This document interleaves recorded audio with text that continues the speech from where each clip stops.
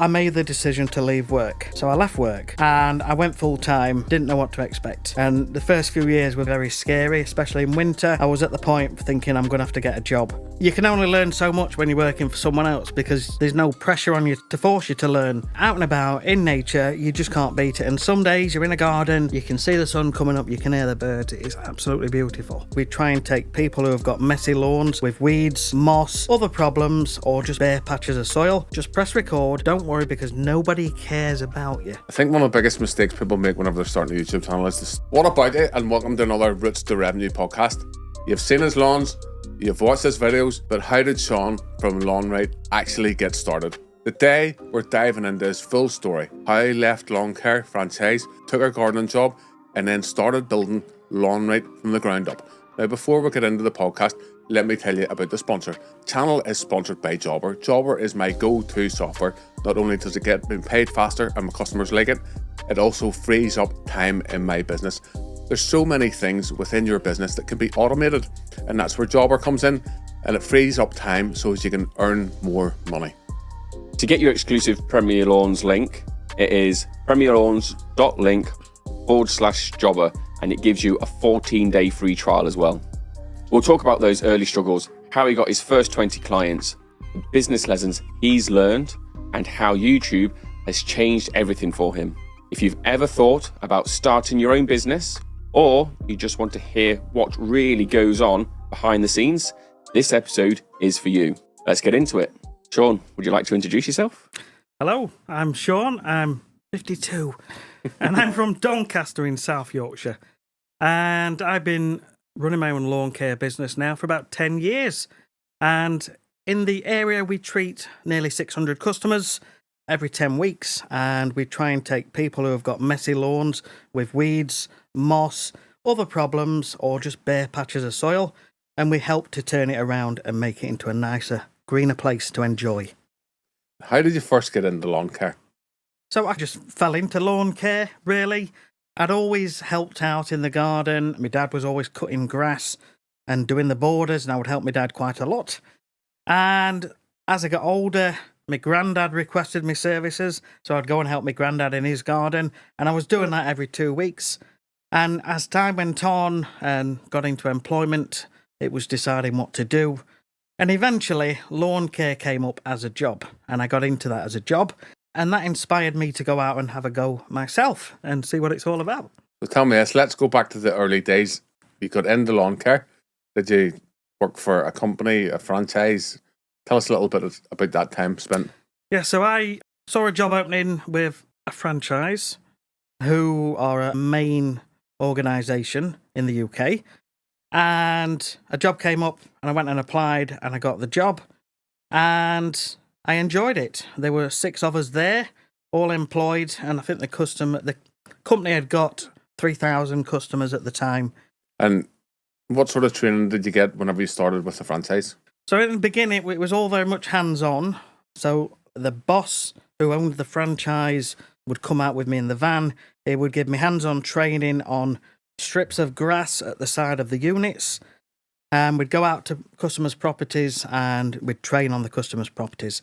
It also put me through courses, so obviously your PA1, your PA6A, and other courses which were made available by the likes of the STRI and organisations like that. Did the franchise itself have a training program? Did the main body have a training? No, this is quite some time ago now. Probably. In fairness, there's not that much training you can do for lawn care. Yeah, it's very much hands-on. The guy that owned the franchise would come out with me on a regular basis for several months and pointing weeds out and talking about moss and what causes moss and what you can do about moss.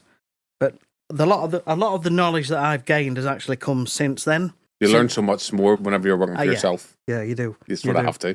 And YouTube as well educates you. So a lot of people think that if I'm going to be making a video about lawn care, I'll go away and research it. I always want to make sure that I'm putting out factual, correct information. So before you open your mouth, you want to go away and research stuff. Don't know if you do the same, but since I've started YouTube, what I've learned about lawn care is just totally skyrocketed. Absolutely, yeah.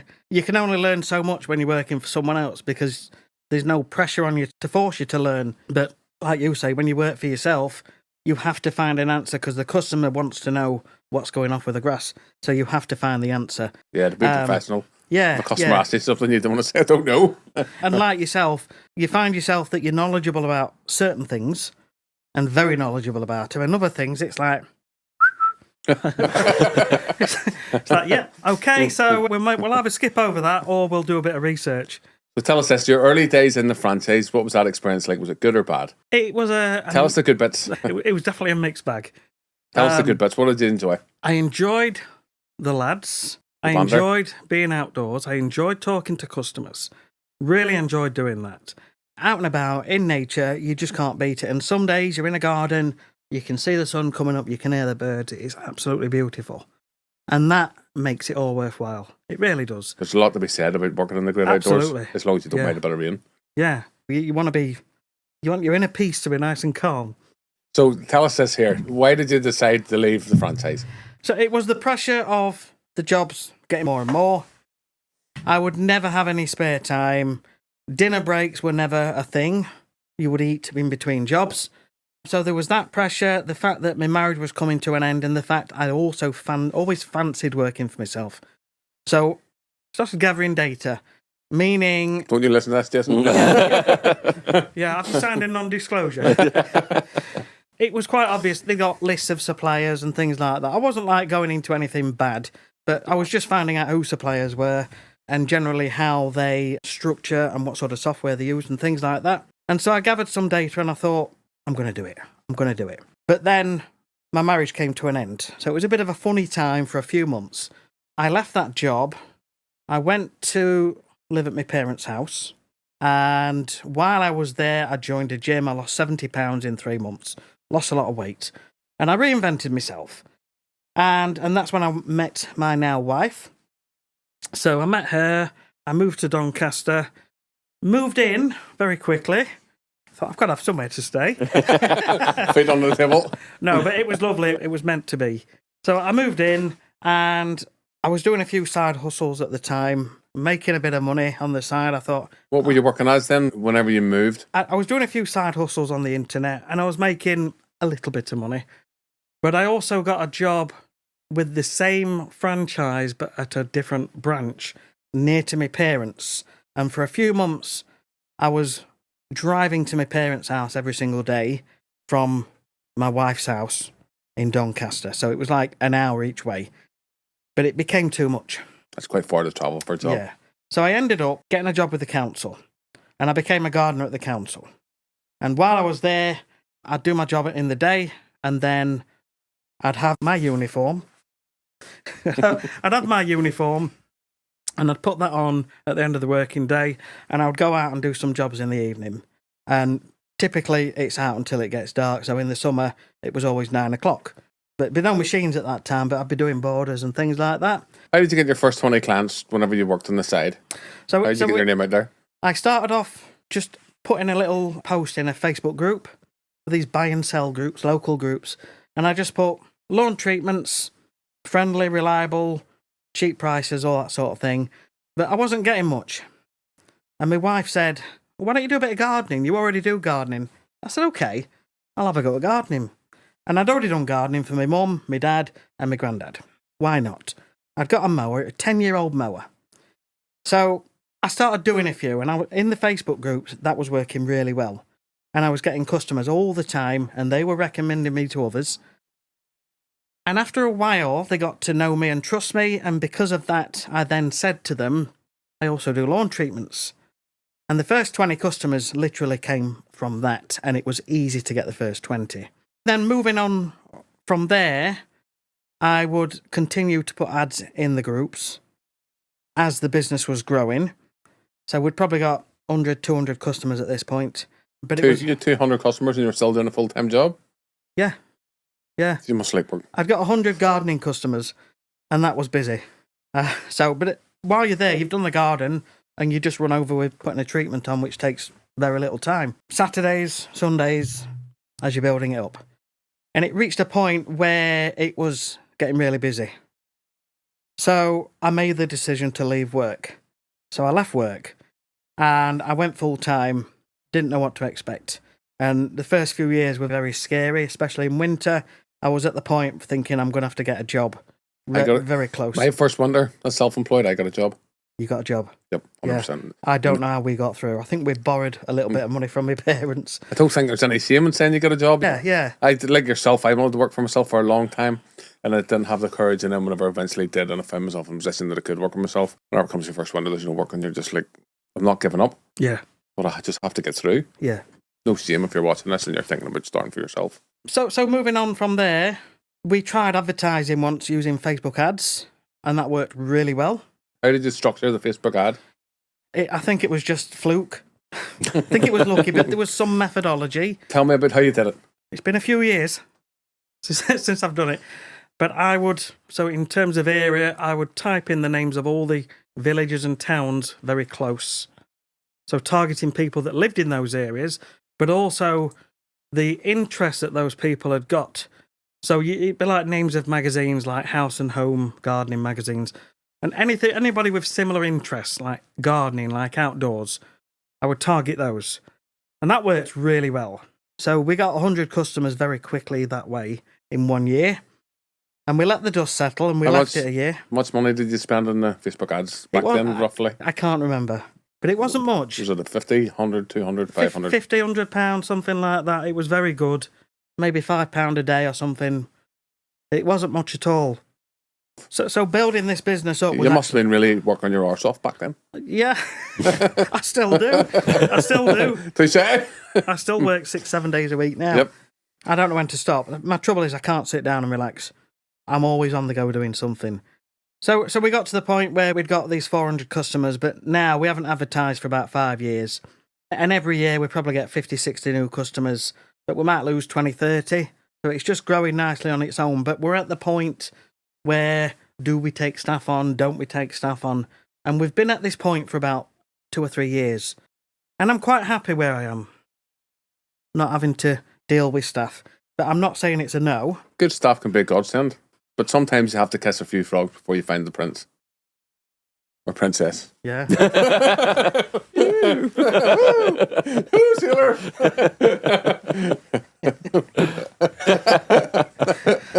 I've never thought about it like that. Kissing a few frogs. Yeah, there's always... Jackson, come here. He's mine. Oh, all right then. Yeah, so getting employees is tricky. Although I've always been quite fortunate to have pretty good employees. But every now and again a bad one comes along. But that's just... Sometimes it just takes a while. He's nodding. But it makes your life so much easier. Having an employee makes your life so much easier. Yeah, I don't know why I'm so resistant. I guess I'm worried about getting the wrong ones that are always on the phones, that ring up after a hangover and they don't want to come in, and then there's headaches and this, that and the other, and pensions. It's just because it's an area I've never really gone into. They're also an expensive hobby. Very expensive. And it's not getting any cheaper. There's Labour government that they're not making it any easier for small businesses, but that's a different conversation. If you was to start again, what would you tell your younger self to do differently? If I was to start again, I would absolutely run Facebook ads straight away and give that a go. Even if you've got to pay someone in the beginning, it's a good investment. At least at the time, it worked really well for me if you need to get going fast. But years ago, it used to be all about leaflets and massive amounts of leaflets, but I never did that. I might have hand-delivered a few, but you've got to get them out in big numbers. Always be polite. Always spend time with the customer if they want your time. Always close your gates, leave it neat and tidy.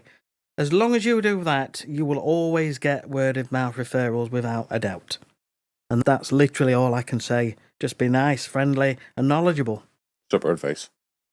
Lawn Right has become a well-known name. How did you go about building that brand? I was always aware from the beginning that if you've got a strong image brand, it'll help your business grow. So I had my logo designed on a website. I think it was called 99 Designs. So you submit the idea of what you want, and random artists and designers, graphic designers will compete for your business. And you'll tell them what you're prepared to pay. So let's say you say it's £500. So you put £500 in the pot, and as many designers as they want will come and design your logo, and then you just pick one and award them with the money. So I got this designer, and they created the Lawn Right character, so it was a full-length character, with the trousers and several different versions with the backpack on. It's really good. But in the end, we just settled on the top half with the logo and the sort of face and the AOK symbol. So that's literally all we've done. And all that's done, that's gone on everything. It's gone on the company van. Quite a good logo. Yeah. Well, I had very little to do with it other than what I wanted. And it's on everything. It's on all your sort of invoices, paperwork. It's on the van and it's on my uniform. So it's just about getting that first impression, really.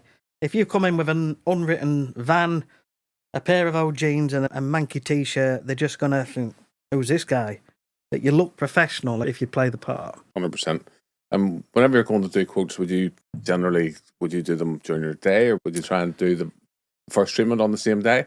Yep. So I had this survey sheet designed, and I get those printed out on these duplicate pads, and we just go out with them so it looks professional. I've had a leaflet designed, which is an A4 double-sided, and it folds into 3. So we give them one of those and the survey sheet, and I'll measure, and then we'll leave them a quote. So we just turn up, we look professional, the paperwork looks professional.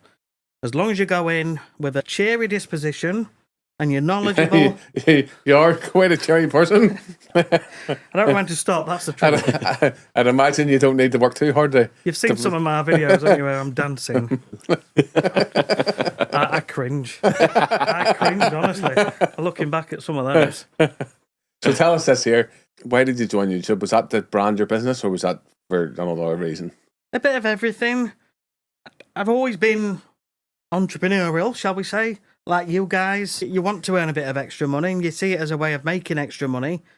But also, there is a market for people out there who want to do it themselves, rather than just me doing it. My wife was worried that we'd lose all our customers, now know how to do it, but that's never been the case. So I thought, do you know what? If I can do it, I'll enjoy it, and I might make a little bit of money out of it at the end. Whenever I first started, never seen it as a way to make money. I just tried to make a video to promote a service in my business, and then realised that my videos weren't very good. And then I started to make videos, and then I found a little community of gardeners online, and we were nearly making videos just talking to each other. I had this idea as well, thinking actually I can make some money over winter, that some of the videos might actually be evergreen, but don't really go that way, does it? Let's be honest. A lot of your videos just literally drop off a cliff in winter on YouTube. We talked about that off camera, so this year I didn't publish anything in November, December, January, because there's just no point. Nobody sees it. The videos take so long to make that instead we make business-related podcasts instead. People think that you make a fortune off YouTube, and you actually don't. No. And we would spend, so on average, if we turn up at a job, and it's a half-day job, like doing a renovation job, that half-day job turns into a full day. The time you arse about filming, and then it's another full day to edit it, from picking a title, thumbnail, getting it edited out. That's 2 days' work, and sometimes the video makes £50, and you're just like, I actually did. So I couldn't do it without sponsorship. I'm fortunate to be sponsored, but we couldn't do it. We couldn't make the videos the way we could without sponsorship. No way. Have you seen Ben at Flawless Cleaning Services? Yeah, lovely guy. He's smashing it. He's lovely. Yeah, he's smashing it. And I thought, maybe I could do something like that. I'm thinking for content for winter, for that all year round income. And I did a renovation for free, and it took a year to just about cover what it made.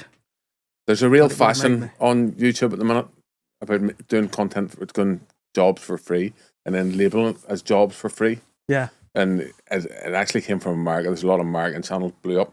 American, Australian channels blew up over COVID. Guys started doing jobs for free. I tidied up this garden jungle. It's violation, and city planners are coming to find me and whatnot. Yeah, and it's really all over the top. And you can see that starting to now spread into the UK. You're going to see this year, if there's a channel that did pretty well out of it last year, Acres Lawn Care. Alex is a really good bloke, the fellow that runs that channel. I've seen his, Yeah, he's off the moon on it, and he's really leaning into the free content. And I can see the rest of the community starting to go, oh, I'm going to do that, and you're going to see that really blow up this year. I might, if I structure my business a bit better, then I may do something similar myself. Because I quite fancy it, and all the kind of things what they do, where they're clearing brambles and overgrown stuff, is stuff I've done before. Generally, I don't do that type of work, so it doesn't really work for my channel. I did one renovation. It was just half a day's work, but it was in a shady garden, and that got like 500,000 views. But really fast. But I bet you can't game it. I bet you've tried to make that video again and it hasn't. Yeah. And I bet you've tried 10 times to do that again and it's never been that popular.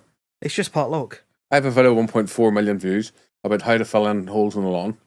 And I've tried countless times to redo it and all the other videos have flopped or haven't done it anywhere near as well.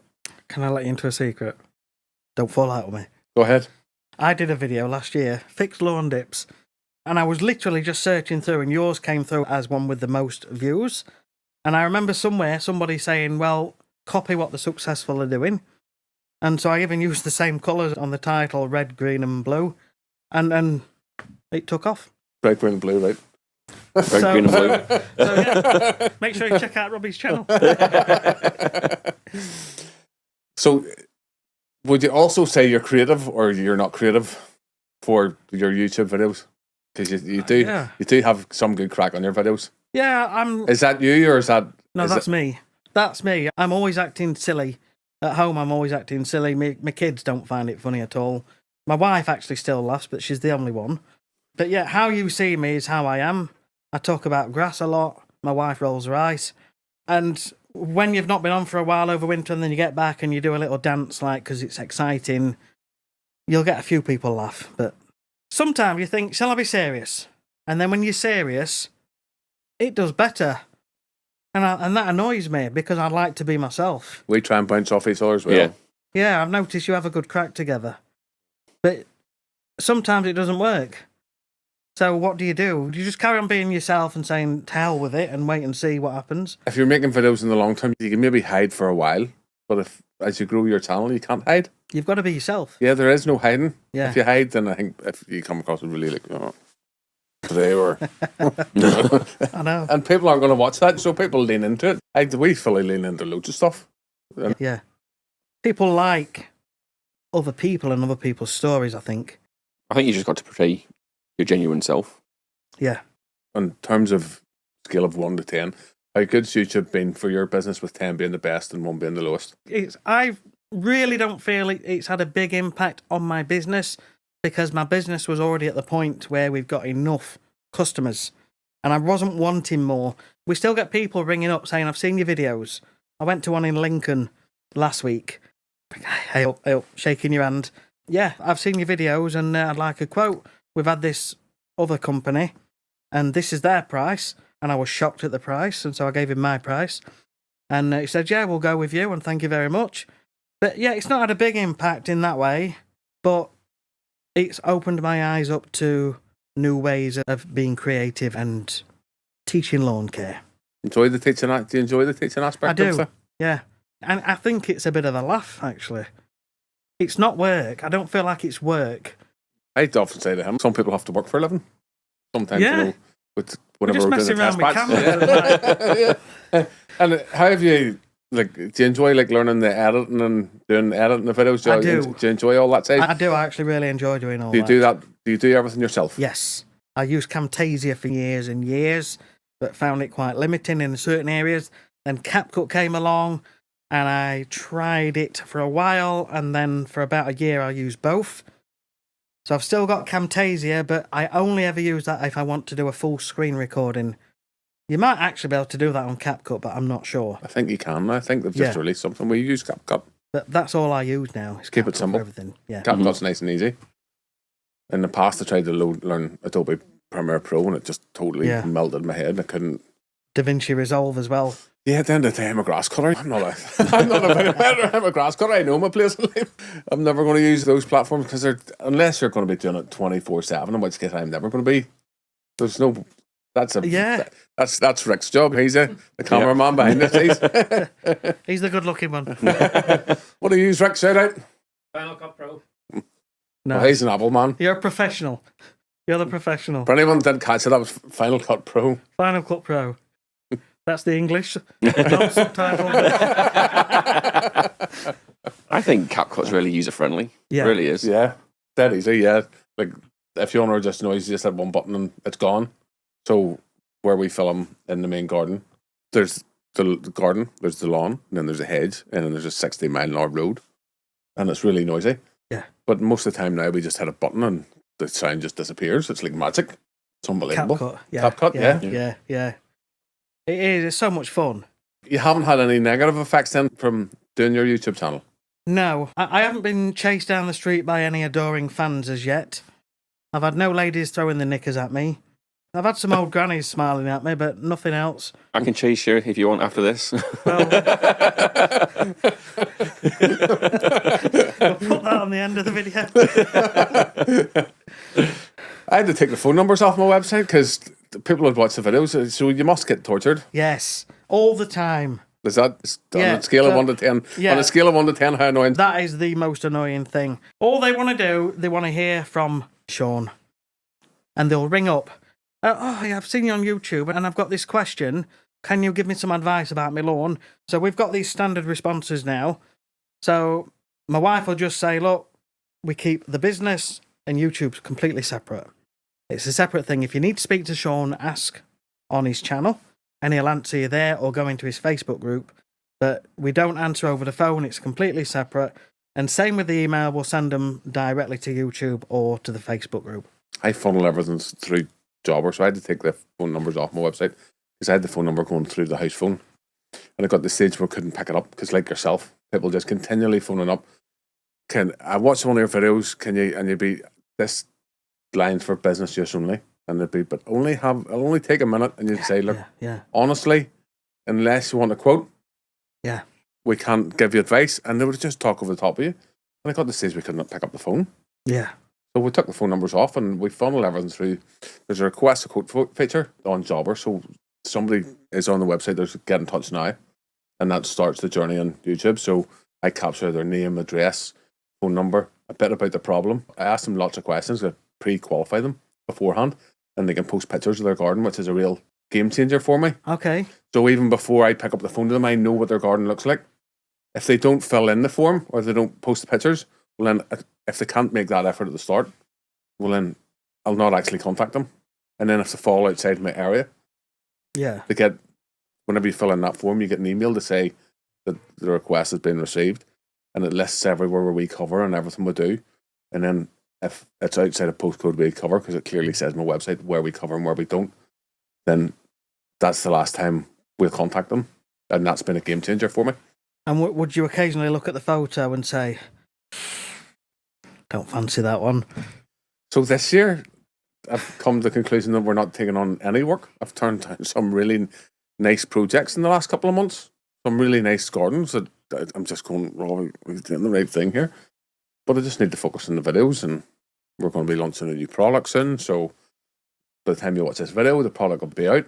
So I need to leave time for that. And me and Robbie's going into partnership. We're actually coming out with a range of leggings and jumpers and things. And slippers. For the person with that nice build. A logo on each side. Yeah. Sorry. Were you not aware? I've got some samples for you. Anyway. We've had a laugh. What do people get wrong? So, from your YouTube channel, what do you think most people get wrong about lawn care? Easy. They cut it too short and they don't cut it enough. It's dead simple. They're always the first two things I say. You're scalping your lawn. So I have this one customer, and you'll hear me say this a lot. I have this one customer. And she has all the treatments. She mows once every 2 weeks. Next door neighbour, no treatments whatsoever. And his lawn looks way better than hers. And he cuts it higher. But he cuts 2 or 3 times a week.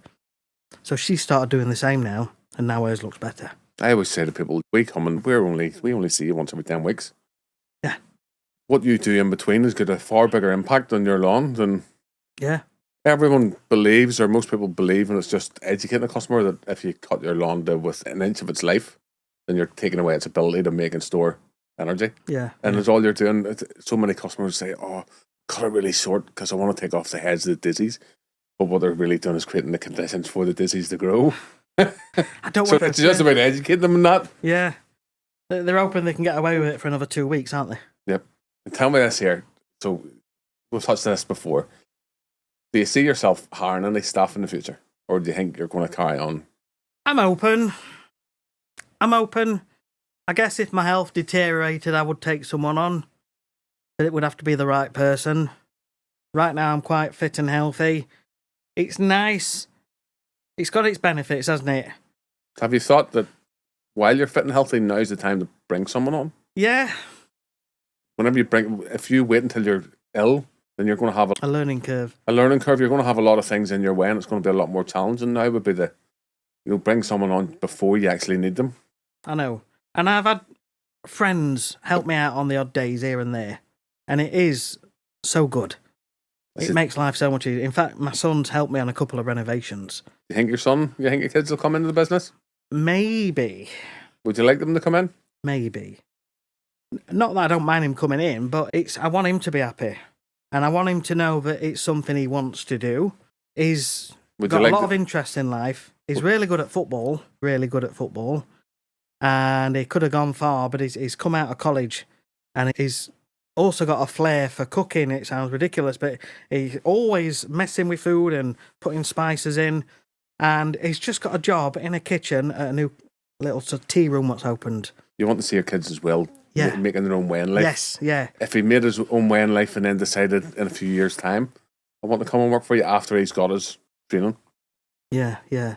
I mean, he's really happy, but he's aware he's going to come and help me on a few renovations this year because we've got a lot to do this year.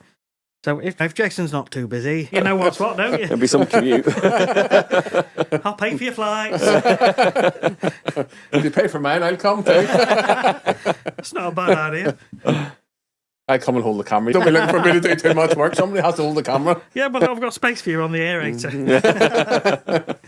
Well, YouTube's been pretty good for your business. If anybody was watching this, would you say to have a go at starting YouTube, and what tips would you give them? Absolutely. Absolutely. Do it. Just start. The hardest bit is pressing record. Absolutely. And everyone thinks they haven't got a face for YouTube. What's it used to say, Robbie? A face for radio? Aye. I've joked on a few podcasts I've done recently. I say, do you think if I was better looking, I'd get more views? Well, do you know, I think if I was easier in the eye, do you know, would I get more views? I don't know. I don't know. But I would absolutely say start on YouTube because it's a long journey. Some people just break the mold and they really take off really fast. Others, it takes a while, but you start to get the impressions first, and your first few videos will get absolutely nothing. Just press record. Don't worry, because nobody cares about you. Nobody cares about you at all. Press record. Don't worry about putting makeup on if you're a girl or a boy. Did you put any makeup on this morning? Me? Yep. I left it. Yeah, I forgot. Sorry. I thought you'd have a little room here where I could get powdered up. Powder room. Or fertiliser dust. Get some of that spring summer on you.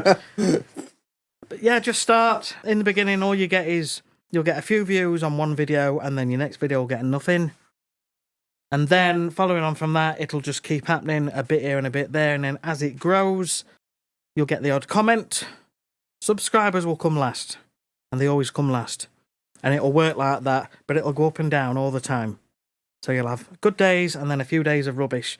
But remember, that's going up and down. And those will get closer and closer together the more you grow. And as you get there, you'll get a more average sort of level of views. And that will just continue to grow until you get to that point where you're monetized. And then you'll start earning, and then that'll take off as well. I think one of the biggest mistakes people make whenever they're starting a YouTube channel is they share it with their friends and their family.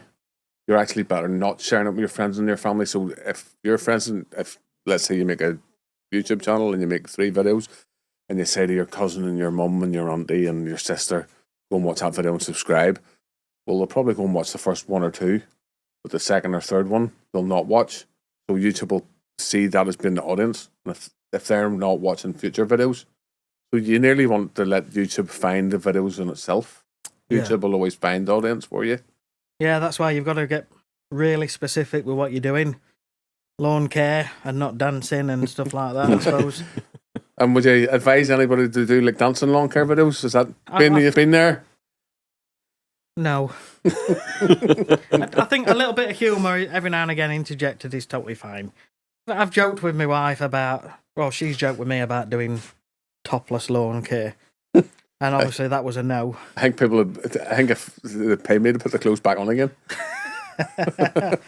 I mean, not only that, you don't want fertiliser dust going over your top of your body. Oh, come on, Robbie. We have to do this 10 times already. I'm only kidding, mate. Maybe just leave that in. For anyone thinking about starting their own business, what advice would you give them? First and foremost, they're going to look at you as a person and they're going to look at your business. So you as a person, first of all, is how you treat those customers, how you talk to those customers. In our line of work, it's always close the gate, always make sure you leave it neat and tidy every single time. Even if the gate's open, close it. They might have a dog. Postman might have left it open. Please close the gate, no matter what you do. A blower's my most used tool. Out of all my tools, a blower. Like you say, I always try and leave the job tidier than whenever I got there. I find I do sometimes get it onto paths, fertiliser. I try not to, but some days you just can't help it if it's windy and things like that. But yeah, I go down with the blower.